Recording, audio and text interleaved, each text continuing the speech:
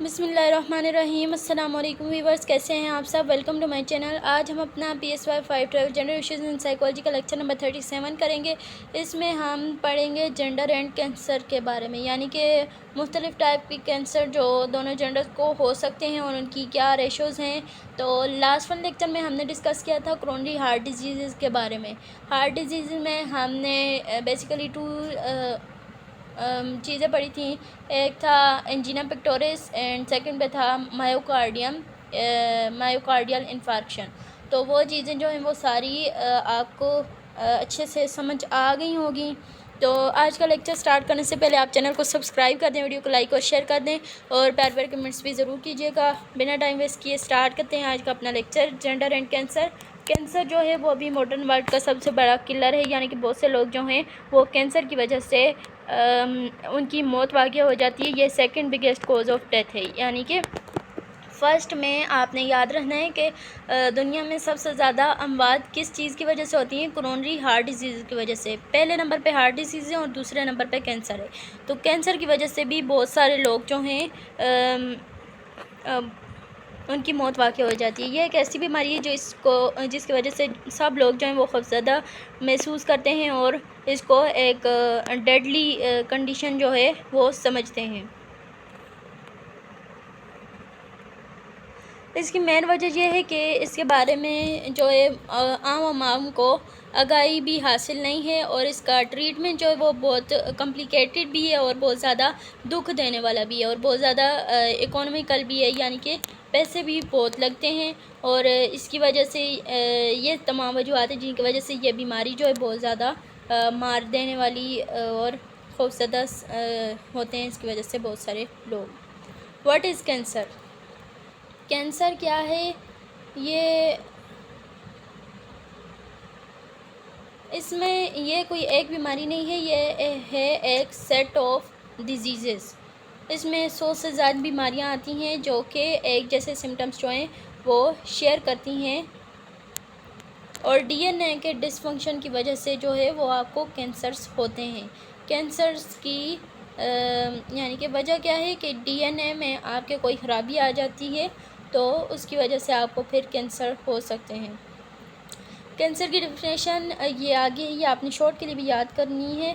Cancer can be defined as an uncontrollable growth and spread of abnormal cells that turn into tumours. Cancer की वजह से क्या होता है, अनकंट्रोलेबल ग्रोथ होती है, यानी कि आप उस चीज़ को कंट्रोल नहीं कर सकते। एकदम से सेल्स जो हैं वो बीमार सेल्स जो होते हैं, ट्यूमर सेल्स, कैंसर के सेल्स जो हैं वो बहुत जल्दी ग्रो करते हैं, एक से एक बनता जा रहा है और आपको पता भी नहीं चलता। न्यूप्लास्ट सेल्स जो हैं ये कैंसर सेल्स होते हैं और न्यूप्लास्ट सेल जब किसी के अंदर होते हैं तो इसका मतलब है कि उसको कैंसर है।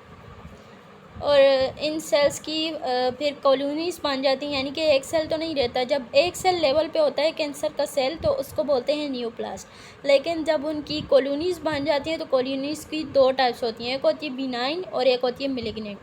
बिनाइन वो वाली टाइप है जो कि नुकसानदेह नहीं होती और कैंसरस यानी कि बहुत ज़्यादा आपको तकलीफ़ देने वाली नहीं होती। यानी कि फॉर एग्ज़ाम्पल कोई भी ग्रोथ बनी है, कोई गिलर वगैरह आपकी बॉडी पार्ट में किसी में भी बना है तो वो वहाँ पे ही स्टॉप हो जाता है।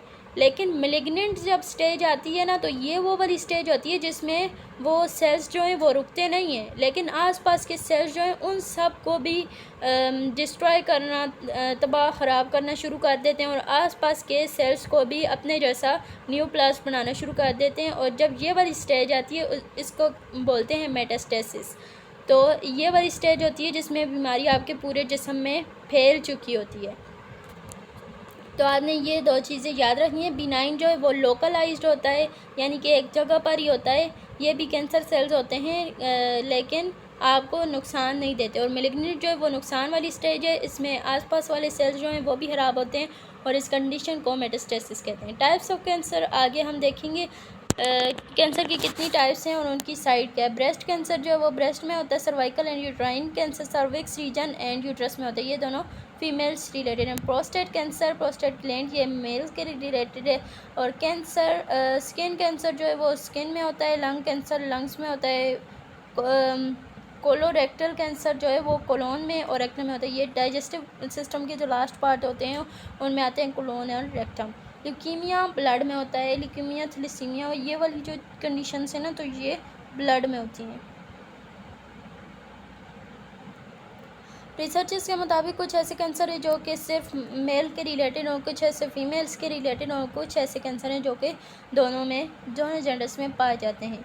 ऐसे कैंसर जो कि मर्दों में ज़्यादा पाए जाते हैं उनमें है prostate cancer, lung, colon, urinary bladder. ये जो पॉइंट्स मैं बता रही हूँ ना तो ये आपने याद रखने हैं, ये आपके MCQs में भी आ सकते हैं। आपको बहुत सारे यानी कि 3-4 पॉइंट इधर से दे दें, एक अलग जगह से दे दें और बोलें कि कौन सा कैंसर जो मर्दों में नहीं हो सकता, तो आपको ये सारी चीज़ें याद रखनी है। अच्छे से MCQs में भी आ सकती हैं और शॉर्ट में भी, तो आपने ये अच्छे से माइंड में रखनी है। कैंसर्स फाउंड मोस्ट कॉमनली इन मेन, यानी कि मर्दों में ज़्यादातर कौन सा कैंसर पाया जाता है? Prostate, lung, colon, urinary and bladder, non Hodgkin's lymphoma, rectal, oral cavity leukaemia, pancreatic, stomach. Cancers found most commonly in women. ये 10 जो हैं वो पर मेन के थे और ये वुमेन का कौन से हैं? Breast, lung, colon, uterine, ovarian, non Hodgkin's lymphoma, skin melanoma, rectal, cervical, pancreatic. तो इसमें कुछ पॉइंट्स तो ऐसे हैं जो दोनों में कॉमन हैं और कुछ नहीं कॉमन, तो आपने ये चीज़ें अपने माइंड में रखनी हैं। Trend of mortality rate from cancer, यानी कि दोनों जेंडर्स में जो शरह अमवात है कैंसर की वजह से वो कितनी है। 20वीं सदी में US में एक रिसर्च की गई थी जिसकी में ये देखा गया था कि कैंसर की वजह से बहुत सारे लोग जो हैं वो मरना स्टार्ट हो गए हैं और बहुत सारे लोगों की अमवात जो हैं वो कैंसर की वजह से वाक़या हो रही थी। और 3 टाइम्स ये 1990 से लेकर 1993 के पीरियड में 3 टाइम्स जो है वो डेथ रेट इंक्रीज़ हो गया था और ये रेट जो है वो फिर कम होना शुरू हो गया 1993 से 1996 तक।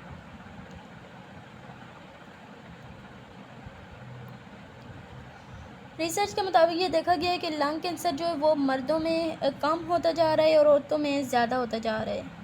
और बहुत सारे यानी कि ज़्यादातर ऐसे कैंसर हैं जिनमें सर्वाइवल रेट 5 ईयर्स है, यानी कि आपको एक मरतबा कैंसर हो गया तो उसके बाद ज़्यादा से ज़्यादा आप 5 साल तक जी सकते हैं।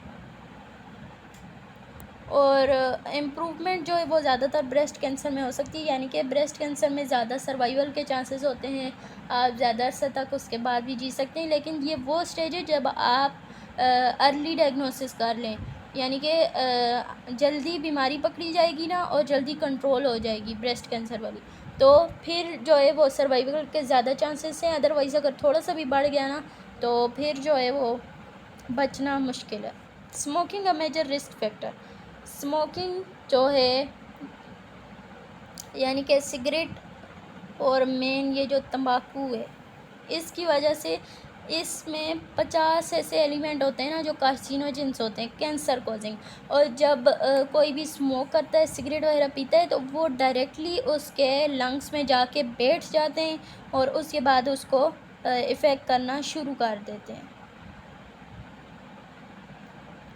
स्मोकिंग जो है वो मेजर फैक्टर है जिसकी वजह से दोनों मर्दों और औरतों में कैंसर की तादाद जो है वो बढ़ती जा रही है। और कैंसर जो है सिगरेट लंग कैंसर से डायरेक्टली रिलेटेड, यानी कि जो सिगरेट पीता होगा ना तो उसको लंग कैंसर लाजमी ही होगा। और पैसिव स्मोकर्स वो होते हैं जैसे मतलब कि रिसर्चर्स जो है ना वो अब पैसिव स्मोकर्स की हेल्थ पर तवज्जो देने की कोशिश कर रहे हैं और उनके बेहतरी के लिए कोशिश कर रहे हैं। पैसिव स्मोकर्स वो होते हैं जैसे घर में कोई एक फ़र्द जो है वो स्मोकिंग करता है ना तो बाकी स्मोकिंग नहीं भी करते, लेकिन वो जो धुआं है वो हर वक्त का आसपास बैठना उठना होता है, तो धुआं जो है वो बाकी सब के अंदर डायरेक्टली जा रहा होता है। यानी कि ख़ुद जो वो बंदा है तो उसका तो छोटा सा फ़िल्टर लगा होता है, लेकिन बाकियों को वो बिल्कुल ही डायरेक्टली जा रहा होता है। खैर वो भी बंदा सांस लेता है तो फिर तो सारा जो इन्वायरमेंट है वो ख़राब ही किया हुआ होता है। तो बाकी लोग जो कि सिगरेट नहीं भी पीते लेकिन उसका जो धुआं है वो आसपास वालों से उन्हें मिलता है, उनकी कंपनी ऐसी है तो वो भी उनको फिर कहते हैं पैसिव स्मोकर, और उनको भी इफ़ेक्ट करती हैं ये चीज़ें, और उसकी वजह से उनको लंग कैंसर हो जाता है। और ज़्यादातर फीमेल्स में लंग कैंसर जो है वो देखा गया है, जबकि वो स्मोकिंग नहीं भी करती, लेकिन घर के मर्द अगर कर रहे हैं तो वो चीज़ें उनके अंदर जाएंगी और उनका इम्यून सिस्टम अगर स्लो काम करेगा, वीक होगा, तो फिर उनको जल्दी से कैंसर हो जाएगी।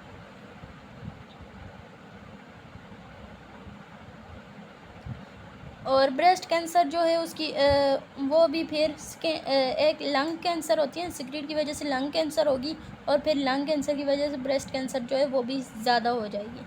75% इंक्रीज़ देखा गया था ब्रेस्ट कैंसर में उन वुमेन में जो कि दिन की 40 सिगरेट जो है वो पीती थी, और 20% उन वुमेन में जो कि दिन में 10 से लेकर 19 सिगरेट पी लेती थी। ये आपने परसेंटेजेस याद रखनी है, आपके MCQs के लिए इम्पोर्टेंट हैं। सिग्निफिकेंस ऑफ अर्ली डिटेक्शन, यानी कि अगर आपको कैंसर खुदा न खास्ता हो गई है तो अर्ली स्टेजेस में जल्दी ही आप उसको डायग्नोस कर लेते हैं तो फिर ज़्यादा चांसेस होते हैं कि आप रिकवर कर जाएं। बहुत सारे ऐसे कैंसर्स हैं जिनमें अगर आप जल्दी जो है वो खुद का पहचान लेते हैं तो फिर सर्वाइवल के चांसेस जो हैं वो ज़्यादा होते हैं। और ये दो जो कैंसर है, बाकियों की अगर बात ना भी की जाए तो ये जो है ये आपके सेल्फ़ एग्ज़ामिनेशन पे ज़्यादा डिपेंड करते हैं, और आपको खुद हर वक्त अपना मतलब कि खुद बाकायदगी से चेक करते रहना चाहिए। ब्रेस्ट को टेस्टिस वाला प्रोस्टेट कैंसर और ब्रेस्ट कैंसर के लिए खुद का सेल्फ़ एग्ज़ामिनेशन करना ज़रूरी है। और ब्रेस्ट कैंसर के लिए जैसे हमने पिछले एक लेक्चर में भी देखा था कि ब्रेस्ट सेल्फ एनालिसिस जो है वो भी हर महीने किया जाना चाहिए, और दूसरा तरीका था उसके लिए मेमोग्राफी। तो मेमोग्राफी की वजह से भी जो है वो ब्रेस्ट कैंसर जल्दी डायग्नोज हो जाता है। अगर किसी को शक हो तो उसको फिर फ़ौरन मेडिकल सपोर्ट की ज़रूरत होती है, उसको फ़ौरन डॉक्टर के पास जाके बाकायदगी से चेक करवाना चाहिए। मेमोग्राफी और मेमोग्राम क्या होता है, इसमें ब्रेस्ट कैंसर के लिए एक एक्सरे परफॉर्म किया जाता है, और ये ज़्यादातर 40 इयर्स या इससे 40 प्लस की जो वुमेन हैं उनके लिए मेमोग्राम जो है वो सजेस्ट किया जाता है कि वो हर साल अपना करवाएं मेमोग्राम। सर्वाइकल कैंसर के डिटेक्शन जो है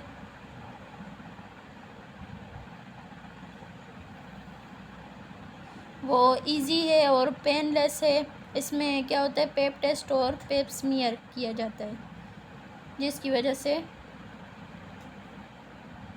केसेस जो हैं वो जल्दी डायग्नोस हो सकते हैं।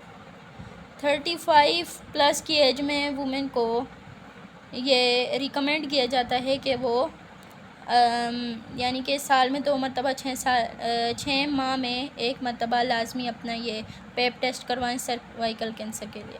और अल्ट्रासाउंड भी किए जाते हैं ब्रेस्ट कैंसर की डिटेक्शन के लिए। स्क्रीनिंग फैसिलिटीज़ भी मौजूद हैं। डायग्नोस्टिक टेस्ट जो हैं वो भी बहुत सारे हैं, प्रोस्टेट कैंसर के लिए भी हैं।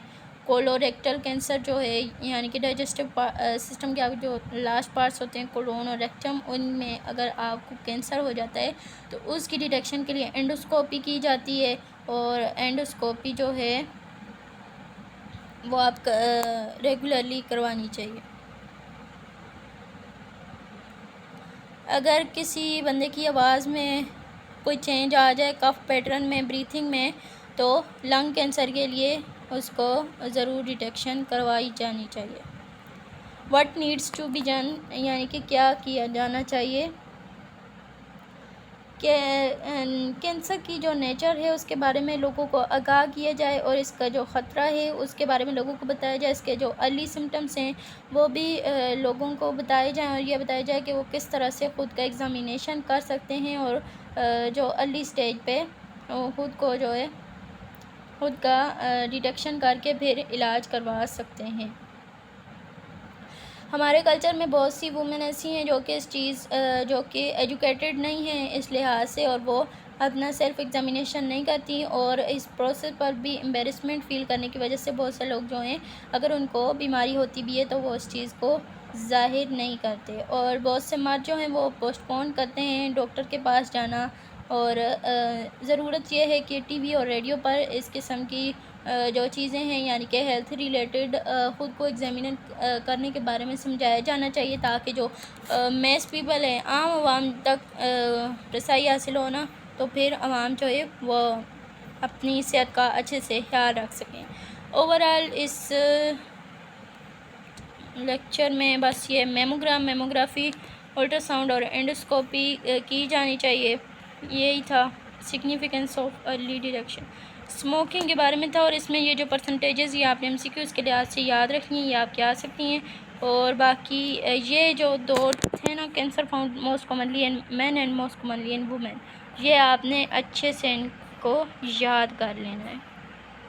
बाकी ये कैंसर क्या होता है, इसकी डेफिनेशन, नियोप्लास्ट क्या हैं, ये एमसीक्यूज़ में भी आ सकते हैं और शॉर्ट में भी आ सकते हैं। बिनाइन एंड मेलिग्नेंट, इनका डिफरेंस भी आपको अच्छे से आना चाहिए। मेटास्टेसिस कौन सी कंडीशन होती है। बाकी आज के लेक्चर में बस यही था। अल्लाह ताला आप सबको कामयाब फरमाए, मुझे भी अपनी दुआ में याद रखिएगा। Thank you so much and Allah हाफिज़।